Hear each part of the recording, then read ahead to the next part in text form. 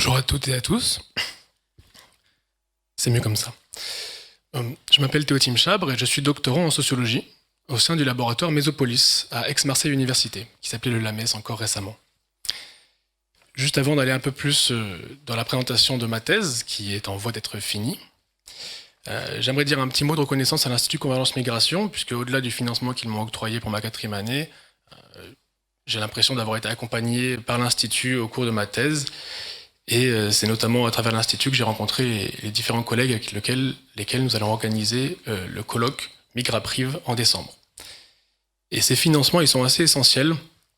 Vous le savez, même si les thèses ont tendance on a un impératif à faire des thèses de plus en plus courtes, mais je pense qu'on pourrait, sans trop avoir peur de se tromper, qu'on a encore 90% à faire une thèse plus de 4 ans. Et j'espère que ces financements vont avoir tendance à se généraliser. Donc revenons à ma thèse. Elle s'intitule « Intégration par la mondialisation, Chypre Nord et l'économie transnationale de la connaissance ». Comme son nom l'indique, je travaille sur les enjeux propres aux phénomènes d'internationalisation et de mondialisation, en partant de l'enseignement supérieur, à destination spécifiquement d'étudiants internationaux. Mais je prends cet enseignement supérieur pour des étudiants internationaux dans son sens large. Je m'intéresse à la fois à ce qu'on peut y voir dans les relations entre États, à la fois aux transformations de l'enseignement supérieur, notamment les dynamiques de marchandisation et les dynamiques de concurrence qui commencent à structurer cet espace transnational de l'enseignement supérieur, et puis toutes les dynamiques migratoires qui en découlent.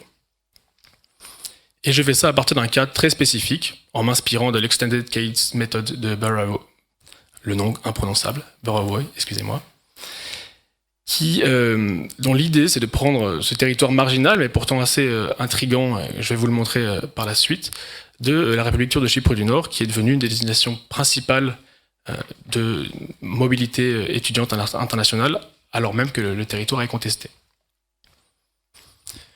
Le projet donc part à la base en 2017 d'une énigme. Ce territoire marginal Chypre Nord, dans lequel je me trouve pour un autre projet qui n'avait pas de rapport avec l'enseignement supérieur. Non, c'est bon, tout va bien, ça n'avance pas. Mais il n'y en aura pas beaucoup, vous inquiétez pas. Donc du coup, ce territoire est occupé par l'armée turque en 1974 et déclare son indépendance en 1983, subit une isolation de la communauté internationale suite à des résolutions de l'ONU qui visent à empêcher que cette entité acquiert une légitimité internationale. Et cette isolation implique une isolation politique, mais également économique. Pourtant, depuis la fin des années 2000, c'est aujourd'hui une des premières destinations, donc la 9e destination d'étudiants internationaux au monde. Hop. Cette énigme qui a lancé mon projet s'est progressivement structurée au fur et à mesure de ma thèse, notamment en puisant dans les corpus de recherche qui s'intéressent à l'interaction entre l'enseignement supérieur et le fait migratoire. Et je ne vais pas faire toute une liste, mais on a toute une série de travaux qui appellent à donner une place plus visible dans les études migratoires sur les mobilités étudiantes. Et on peut, bien sûr, historiquement, on a toute une série de travaux qui ont été développés, notamment autour de l'Institut d'éducation de Boston aux États-Unis, de l'Institut de l'University College London dirigé par Simon Marginson au Royaume-Uni, et puis tous les travaux du CEPED en France depuis les années 90-2000. Mais si on regarde dans les 10 dernières années, on a eu, je n'irai pas jusqu'à dire pléthore, parce que justement, il y a quand même il y a encore peu de gens qui travaillent sur ces thématiques, mais des travaux vraiment clés qui font la lumière, notamment, si je cite les travaux français, sur l'économie du savoir, sur la question de l'inégal accès à l'international, sur la question des mobilités sud-sud, pour donner quelques exemples. Ce que j'essaie de faire, c'est faire interagir ces travaux avec un appel d'auteurs qui se revendiquent de la sociologie de l'international, notamment des politistes, notamment Johanna Siméan, qui appellent en fait à créer un pont entre la sociologie des migrations et une sociologie qui vise à étudier les objets de l'international avec les outils de la sociologie et de la science politique sans en faire des objets ontologiquement différents. Ce qui est la base de la logique scientifique des relations internationales. Donc du coup, comment j'ai conduit mon terrain? J'ai passé depuis 2018 un an in situ, donc j'ai eu la chance de pouvoir finir mon terrain juste avant la pandémie. Donc j'étais principalement à Chypre Nord, avec plusieurs séjours également à Chypre Sud, en Turquie et à Bruxelles. Et l'idée, c'était vraiment de suivre la trame de cet enseignement supérieur dans tous ses recoins. Donc je me suis impliqué dans des associations étudiantes sur place, j'ai fait toute une série d'entretiens avec différentes universités. Les universités, je pense que c'est pas spécifique à Chypre Nord, sont pas très amènes quand on leur demande des informations très précises sur leur fonctionnement, donc ça a été un peu laborieux. Et puis toute une série d'entretiens ensuite avec des acteurs de ce que j'appelle la gouvernance morcelée de l'enseignement supérieur transnational, donc tous ces ensembles d'organisations qui s'occupent chacune de leur côté d'un aspect de mécanismes qui visent à juger de la validité des diplômes, de permettre la circulation et les mobilités des étudiants.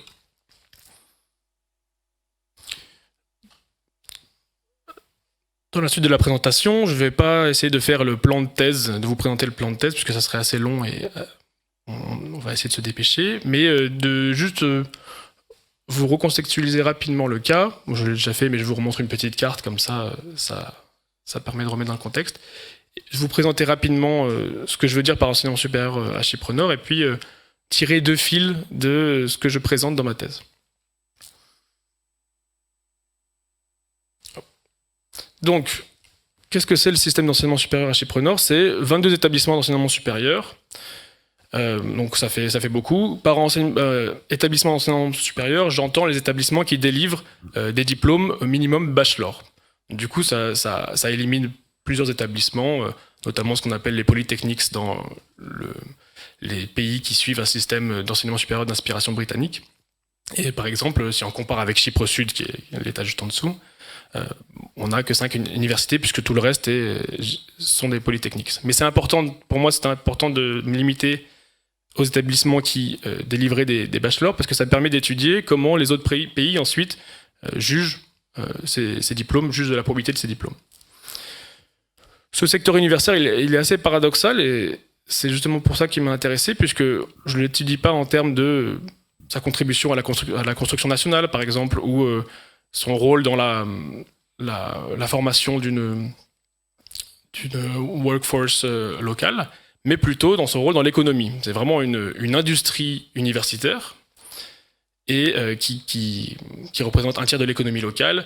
Et ces universités sont des universités assez impressionnantes et qui aussi nourrissent tout un ensemble de petits acteurs économiques autour. Les étudiants, donc on a environ 100 000 étudiants internationaux, ça correspond à un quart de la population du territoire. Et c'est, j'avais dit le 9e, voilà, je me suis trompé, le 11e pays d'accueil d'étudiants internationaux si on le rapporte aux données de l'UNESCO. Il faut savoir que dans les cas de ces pays-là, les données ne sont pas remontées à l'UNESCO, donc du coup il faut recomposer ensuite la hiérarchie.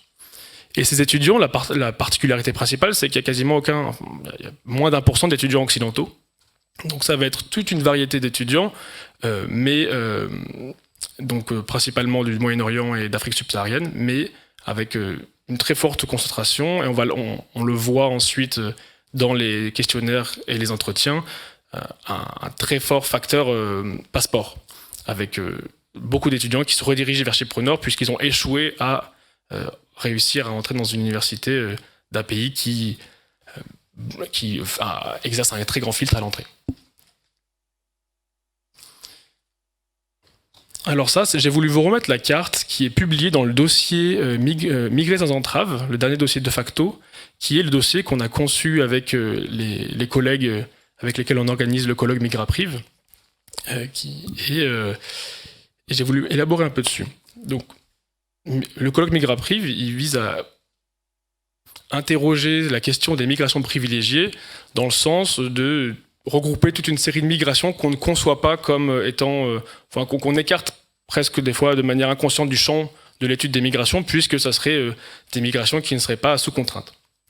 Et la question des étudiants internationaux souvent peut entrer dans cette catégorie, puisque on va avoir un présupposé, on va partir du point de vue que ces étudiants sont forcément mieux lotis que la plupart de leurs compatriotes qui vont être mobiles ou migrer pour d'autres raisons, alors même qu'ils viennent du même pays. Et du coup, j'avais réalisé cette carte pour essayer de montrer comment la mobilité des Nigérians évoluait entre 2008 et 2016. Et ce qu'on peut voir, c'est qu'en rouge, donc en rouge c'est 2008, c'est les mobilités en 2008, et en bleu c'est en 2016. Et ce qu'on peut voir, en quelques mots, ce que j'ai cherché à montrer, c'est qu'on a une explosion de la diversité des destinations en quelques années seulement, avec des destinations principales, le Royaume-Uni et les États-Unis qui se maintiennent, mais d'autres destinations qui apparaissent, notamment Chypre Nord, on le voit pas très bien, mais la Malaisie et la Chine, qui vont être ces regional hubs qui s'émancipent. Et ce que j'en tire, ce que j'invite à en tirer, c'est qu'il n'y a finalement pas beaucoup de changements entre 2008 et 2016 sur ceux qui allaient aux États-Unis et au Royaume-Uni continuent, les familles qui envoyaient leurs enfants au Royaume-Uni et aux États-Unis continuent à les envoyer au Royaume-Uni et aux États-Unis, mais on a toute une catégorie de la population qui est l'élite sans être au top de l'élite, qui a finalement les moyens de partir en mobilité internationale, mais qui n'a pas les moyens, soit financiers, soit de passeport, d'arriver dans les destinations les plus privilégiées.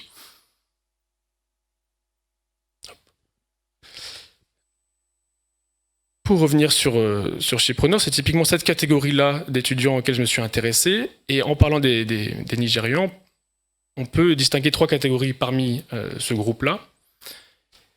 On va avoir des étudiants qui viennent de familles ça reste toujours difficile de réfléchir en termes de catégories socio-professionnelles en dehors de l'Europe, mais on peut distinguer ces familles qui ont des parcours assez élitistes, beaucoup d'enfants de fonctionnaires de la haute fonction publique, d'ambassadeurs, de riches commerçants, qui vont dont la caractéristique principale, c'est d'avoir échoué dans leur candidature au Canada ou aux États-Unis, et qui vont choisir de venir à Chypre Nord, puisqu'ils ont rencontré un intermédiaire qui leur propose de venir. Puis on va avoir aussi une autre catégorie qui a des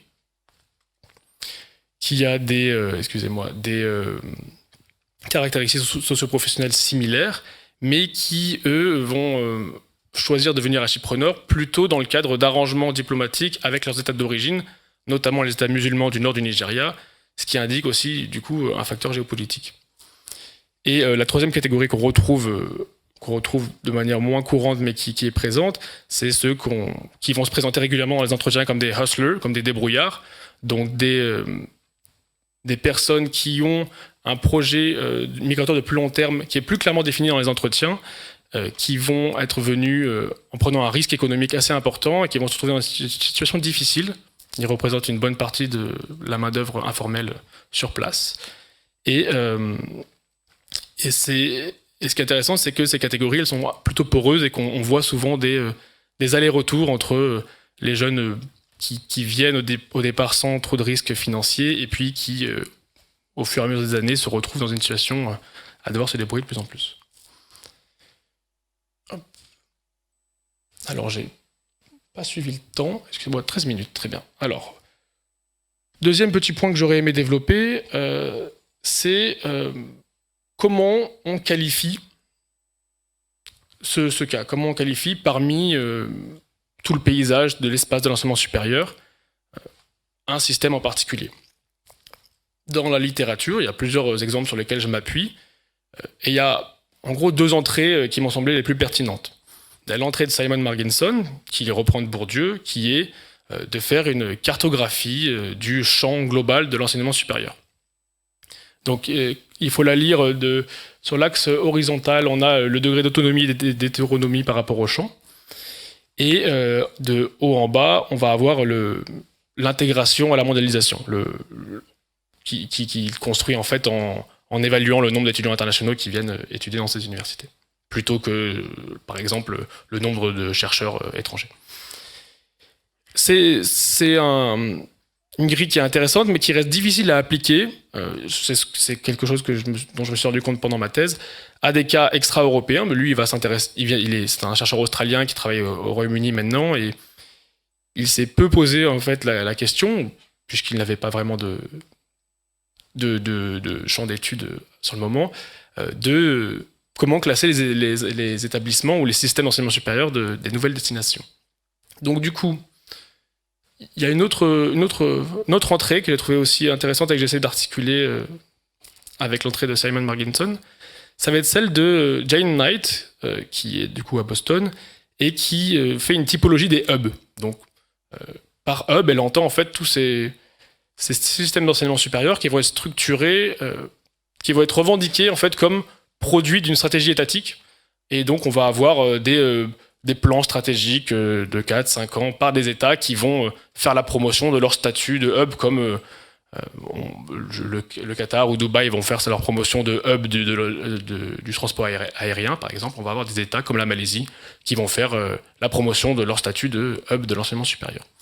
Et ça, c'est une carte que j'ai construite dans le cadre d'un projet qu'on est en train de réaliser avec un collègue de l'Université de Nice pour le Center for Higher Education Futures de l'Université d'Aarhus, qui essaie de montrer donc en blanc cet espace qui est conçu comme l'espace des destinations alternatives, donc un espace qu'on ne présentait pas il y a encore 10-15 ans comme un espace susceptible d'attirer des étudiants étrangers, et j'ai repris les trajectoires des étudiants nigérians, on le voit bien comme ça, qui devient un espace d'attractivité. Mais une fois dit tout ça, qu'est-ce que ça nous dit de comment en fait les diplômes sont reconnus, vraiment comment ce système d'enseignement supérieur peut avoir des caractéristiques qui lui permettent de le comparer à d'autres systèmes, mais finalement le fait que ça soit un territoire contesté, soumis à des résolutions de l'ONU qui visent à circoncire son existence, est-ce que ça a un impact jusqu'à ces domaines infrapolitiques de la reconnaissance des diplômes ? Ça, c'est une question que je me suis posée tout au long, parce que c'était ça qui avait exercé mon intérêt à la base. Et puis, il y a tout un champ d'études, notamment ce qu'on appelle les de facto state studies, qui se posent ces questions de comment ces territoires qui sont contestés depuis des dizaines d'années finissent par survivre, en fait, et dans quelle mesure ils s'inscrivent dans le long temps de l'international. Et on peut se rendre compte que pour comprendre, il faut repartir et dresser une cartographie de qu'est-ce que c'est cette gouvernance morcelée de la reconnaissance des diplômes à l'international.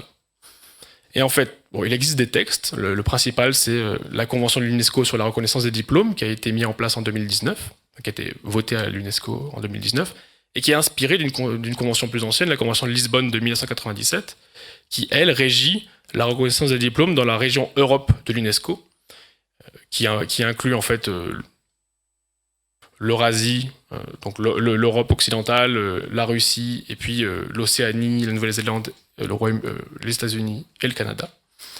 Et en fait, qui a surtout pris corps dans le cadre du processus de Bologne, avec en plus une couche supérieure dans les pays de l'Union européenne.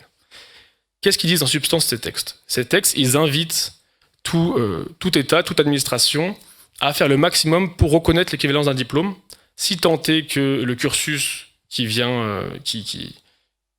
dont le diplôme marque l'achèvement contient les prérequis à l'exercice d'une profession qui est régulée, par exemple,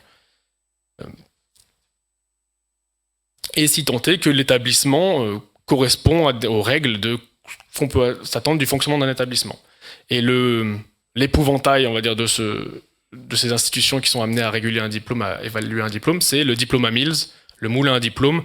C'est des organismes qui vont souvent, qui n'ont pas de bureau physique, qui vont délivrer des diplômes sur Internet par inscription. Il y a toute une liste dans les différentes institutions. Le plus connu, c'est le Robert de Sorbonne, qui est quelque part dans le nord de Paris, et qui a une adresse et une boîte aux lettres, et qui délivre des diplômes moyennant finance.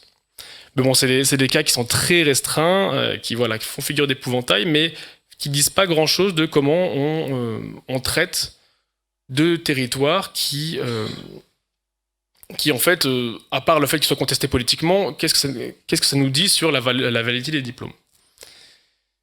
Et du coup, là, l'exemple que je vous donne, c'est la manière dont les établissements de Chypre Nord sont référencés dans différentes bases de données.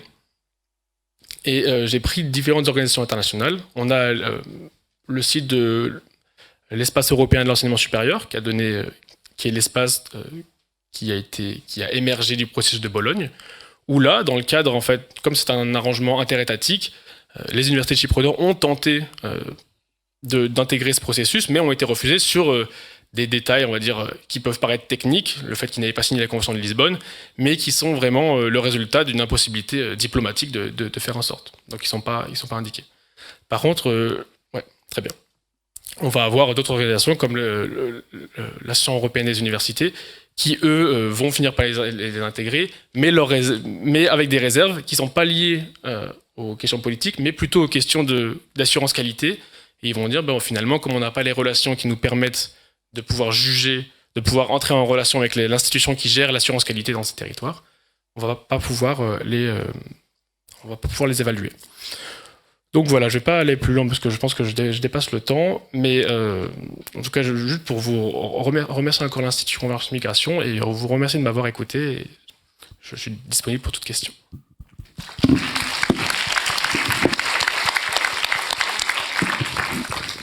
Merci, je ne voulais pas trop vous presser, mais en tout cas, on voit comment à partir d'un cas très singulier, Chypre Nord, vous arrivez à aborder toute une série de questions. Et j'ai trouvé que la partie nigériane était particulièrement intéressante, parce que le Nigeria est un pays qui émigre assez peu comparé à sa population. Ils sont 200 millions, il n'y a même pas 2% de la population nigériane qui vit à l'extérieur, mais les étudiants, eux, il y a une mobilité étudiante beaucoup plus importante. Comparé à toutes les populations qui mobiles, aujourd'hui le Nigeria, de mémoire, est le 4e pays qui a la plus grosse mobilité. Après la Chine et l'Inde, qui sont les superpowers de la mobilité étudiante. On a le Nigeria, qui est assez particulier, puisque la Chine et l'Inde, ça va être des populations qui vont être très recherchées, entre guillemets, par les universités occidentales, alors que les populations nigérianes, ça va être quelque chose de beaucoup plus segmenté. Alors, j'amorce la discussion. J'avais une question. Quand on interroge les dirigeants de Campus France, ils étaient assez inquiets des restrictions qui étaient apportées aux migrations des étudiants africains, lorsqu'il y a eu la tentative d'augmenter très fortement les frais d'inscription. Et ils sont très attentifs au fait que des étudiants d'Afrique sont de plus en plus tentés par des universités chinoises ou saoudiennes, afin qu'il existe donc ce fameux espace dont vous montrez l'émergence là. Alors, est-ce que c'est quelque chose d'important qui peut remettre en cause la francophonie? Est-ce que c'est un argument qu'on peut utiliser pour amener la France à changer de politique vis-à-vis de la migration internationale d'origine venant de l'Afrique francophone? Alors, je ne saurais peut-être pas répondre en termes de quelle stratégie conseiller à la France, sinon que ça serait une bonne idée de revenir sur la question des financements. Mais ce que je peux dire, c'est qu'effectivement, ces nouvelles destinations, elles sont attirantes parce qu'elles vendent aussi une certaine vision de l'international que la francophonie ne vend pas, ne propose pas. Et en fait, le problème, c'est que c'est une question consubstantielle à la francophonie, c'est la question de la langue. Et je le remarquais, voilà, sur mon terrain, mais sur d'autres terrains, il y a de plus en plus d'étudiants africains francophones, par exemple, qui viennent. Et clairement, le fait que ça soit un diplôme délivré en anglais est un atout majeur. Et donc du coup, ça pose la question en fait de la légitimité, la raison même du projet politique de continuer à nourrir le français comme langue internationale. Et ça, c'est une question, c'est à savoir est-ce qu'on doit s'adapter à l'anglais ou est-ce que finalement cette pluralité, elle a encore un rôle à jouer. Est-ce qu'il y aurait une question ? Oui, j'avais une petite question, parce que dans le premier tableau que vous avez montré, ce qu'on voit, c'est que la grande majorité de ces universités sont des universités privées, je crois. C'est celui-là. Et donc, j'avais juste une question justement sur cette distinction un peu public-privé, comment ça s'articule avec ce que vous analysez dans la concurrence internationale de l'enseignement supérieur et notamment aussi du point de vue de ces étudiants migrants. Est-ce qu'il y a des profils très différents? Est-ce que cette question-là est abordée? Voilà. Merci beaucoup pour votre question. Donc, parce que mon cas est un peu différent de ce qui va se passer ailleurs, mais il est quand même assez représentatif de du flou qui s'installe en fait entre public et privé, puisque finalement, dans le cas que j'étudie, en termes du fonctionnement, en termes d'objectifs, d'obtention des étudiants, en termes de recrutement même, il y a très peu de différence. Puisqu'en fait, les établissements publics vont être tributaires des fees, des frais d'inscription, autant que le privé finalement. La différence principale qu'il va avoir, ça va être les stratégies d'inscription à l'international, avec notamment les établissements publics qui vont avoir aujourd'hui cet objectif d'intégrer les classements internationaux, et donc ils vont faire un accent un peu plus important sur la recherche. Ils vont essayer de plus ou moins piloter de plus près leurs recruteurs, pour pas avoir des cas d'étudiants qui se retrouvent là sans vraiment savoir pourquoi ils étaient là. Mais du coup, je pense que finalement, cette distinction publique-privée que j'ai montrée, elle a de moins en moins de pertinence, puisque voilà, les travaux sur l'intégration par les universités du New Public Management, en France comme dans d'autres pays, le montrent bien. Et puis la France est probablement un des pays qui a une intégration plus faible que dans le reste du monde universitaire, où les différences tendent à s'effacer.